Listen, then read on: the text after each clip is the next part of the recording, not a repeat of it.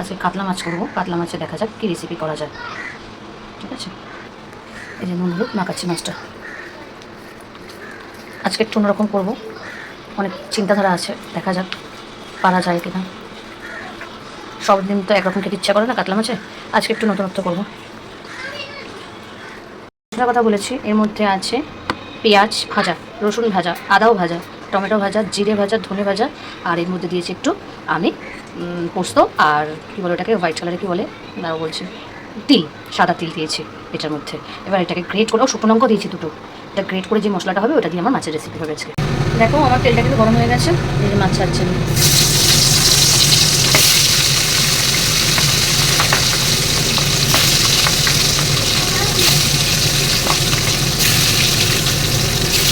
আমার মাছগুলোটি ছোটো ছোটো পিস করেছি, এবারে কারণ অতিরিক্ত বড় হয়ে গেলে না অসুবিধা হয়, তাই একটু ছোটো ছোটো করে পিস করতে বলেছি। ভালো লাগে না, মানে ভুক্তি লাগে না বড়, খেতে কেমন কাঁচাই ঝাল করে যায়, ওই জন্য একটু বলছি ছোটো ছোটো পিস করতে।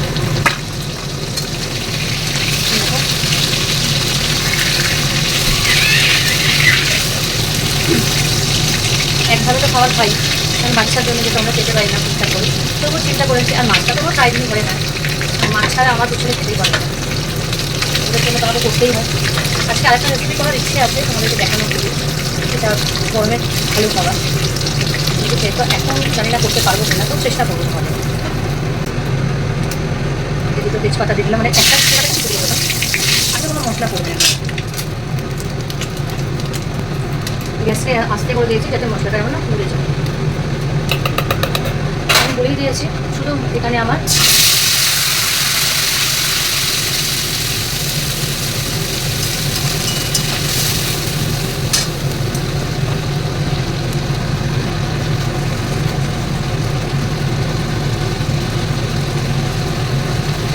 জল হতে হবে।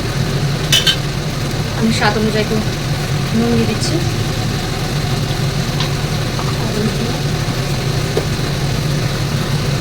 হলুদ গুঁড়ো, আর একটুখানি কালার হওয়ার জন্য কাশ্মীরি লঙ্কা দিচ্ছি, একটুখানি জাস্ট চিনি দেবো একটু।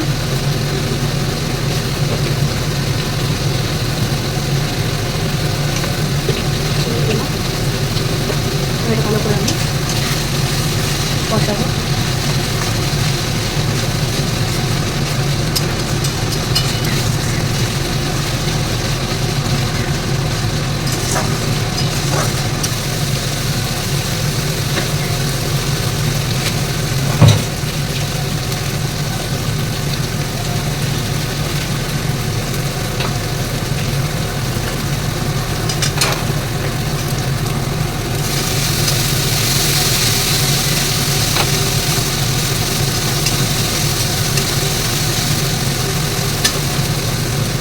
একটু জল দেবো, গরম জলই আছে।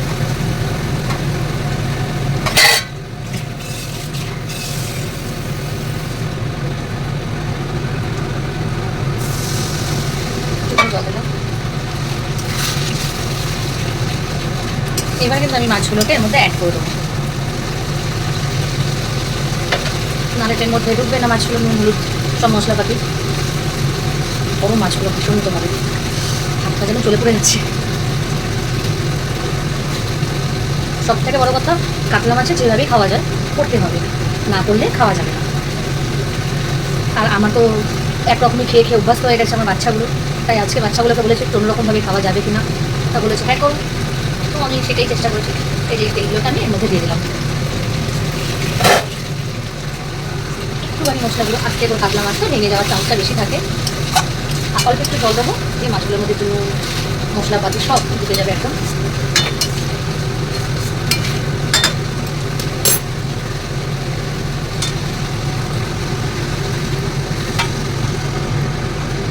বেশি জল দেবো না, একটুখানি জল দেওয়ার মধ্যে জাস্ট দিলাম। এবার এটাকে একটু নেড়ে ছেড়ে হালকা হাতে, কেন কাতলা মাছ জানো একটু লাগলেই ভেঙে যাবে। এটা রেডি, এবার একটু ফুটন আসুক।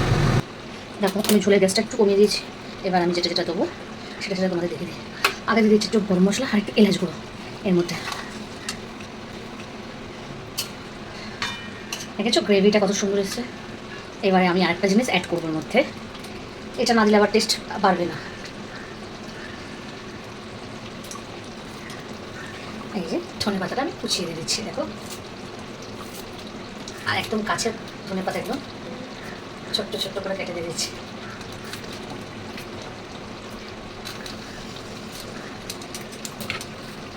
সরি, আমার এটা নড়ে গেল একটু, দেখে নাও। আমার কিন্তু মাছের গ্রেভি রেডি, মাছের গ্রেভি আমার পুরোটাই রেডি, দেখেছো, একদম রেডি। এবার আমি একটুখানি চাপা দিয়ে রাখবো, তারপর দেখাচ্ছি তোমাকে। একটু চাপা দিয়ে রাখলাম, গ্যাসটা অফ করে দিলাম, হাই হিটে দিয়ে একটু গ্যাসটা অফ করে দিলাম। এই যে অফ করে দিয়েছি গ্যাস, গ্যাস কিন্তু আমার জ্বলছে না, অফ করে দিয়েছি। এবার কিন্তু আমি ঢাকাটা খুলছি, দেখে নাও কালারটা দুর্ধর্ষ হয়েছে, আমি তোমাদের কাছ থেকেও দেখাবো কেমন হয়েছে, দিদিভাইকে বলো। হ্যাঁ, একটু আলাদা করেছে কিন্তু আমি, দেখতে পাচ্ছ, দেখো সুন্দর লাগছে না রঙটা।